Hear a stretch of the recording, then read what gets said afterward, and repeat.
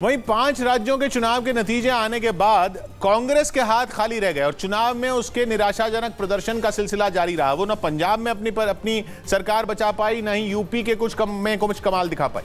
बंगाल के चुनाव में खराब प्रदर्शन के बाद कांग्रेस ने यूपी में नए सिरे से शुरुआत की थी और पार्टी ने कहा था कि इस बार यूपी में वो ऐसा कमाल करेगी कि देखने वाले देखते रह जाएंगे। लेकिन नतीजे आने के बाद कांग्रेस की हालत देखने वाली हो गई।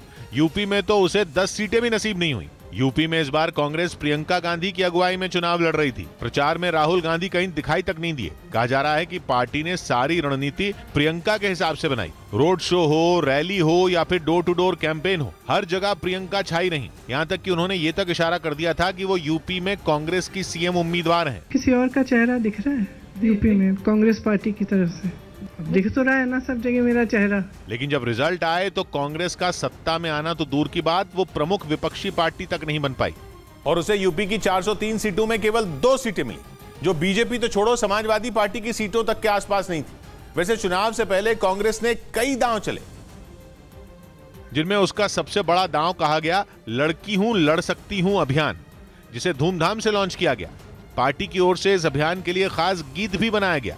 मैं लड़की हूं, लड़ सकती हूं, मैं कुछ भी कर सकती हूं। लेकिन कुछ दिन बाद ही इस अभियान की पोस्टर गर्ल प्रियंका मौर्य ने ही कांग्रेस को छोड़ दिया और बीजेपी में शामिल हो गई। यानी कि पार्टी का यह अभियान धड़ाम से जमीन पर गिर पड़ा। यही नहीं, माना जा रहा है कि इस चुनाव में कांग्रेस का 40% महिलाओं को टिकट देने का दांव भी नहीं चला, क्योंकि आंकड़े कहते हैं कि 2002 से 2017 के बीच हुए विधानसभा चुनावों के दौरान केवल 19% महिला उम्मीदवार ही चुनाव जीत पाई हैं। नौबत यह आ गई कि पिछली बार की तुलना में पार्टी का वोट शेयर इस बार आधा होकर केवल 3% रह गया।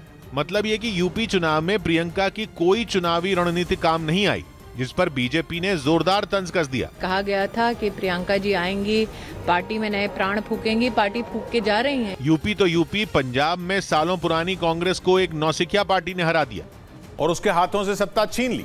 पंजाब में कैप्टन अमरिंदर सिंह को सीएम पद से हटाने के बाद कांग्रेस की लड़ाई दुनिया के सामने आ गई थी। पार्टी ने कैप्टन को हटाकर चन्नी को सीएम बना दिया था और इस बार का पंजाब का चुनाव वो उन्हीं के चेहरे पर लड़ रही थी। लेकिन कहा जा रहा है कि कैप्टन के बाद सिद्धू चन्नी के सीएम बनने से नाखुश थे। उनके जले पर राहुल गांधी ने तब नमक छिड़क दिया था जब उन्होंने सिद्धू के सामने ही चन्नी को सीएम उम्मीदवार बना दिया था। कुछ महीने पहले हमने आपको एक नए चीफ मिनिस्टर दिए, चन्नी जी, जिसके बाद सिद्धू तो नहीं लेकिन उनकी पत्नी और बेटी ने मौके मौके पर चन्नी को निशाना बनाया था। और इसीलिए कहा जा रहा है कि पंजाब में कांग्रेस को आम आदमी पार्टी ने तो हराया ही, वो अपनी अंदरूनी कलह की वजह से भी हारी। यही नहीं, कांग्रेस न यूपी में और न ही पंजाब में किसान आंदोलन का मुद्दा भुना पाई, जबकि पंजाब के किसान इस आंदोलन का बड़ा हिस्सा थे। वहां पार्टी हारी, वो भी बड़े अंतर से। उसे इस बार केवल 23% वोट मिले, जबकि 2017 में ये वोट प्रतिशत करीब 38% था। रही बात उत्तराखंड की, तो वहां भी उसका सरकार बनाने का सपना टूट गया और उसे उत्तराखंड में केवल 19 सीटें मिली। मतलब ये कि वहां हरीश रावत का जादू नहीं चला। गोवा और मणिपुर में भी वो दूसरे नंबर पर रही, जबकि 2017 में वो इन दोनों राज्यों में सबसे बड़ी पार्टी थी। इन 5 राज्यों के नतीजे ये बता रहे हैं कि 2011 के बाद कांग्रेस ने किसी बड़े राज्य में सत्ता में वापसी नहीं की। पंजाब में तो उसके हाथ से उसी पार्टी ने सत्ता छीनी जिसने उसे दिल्ली की सत्ता से बाहर किया था।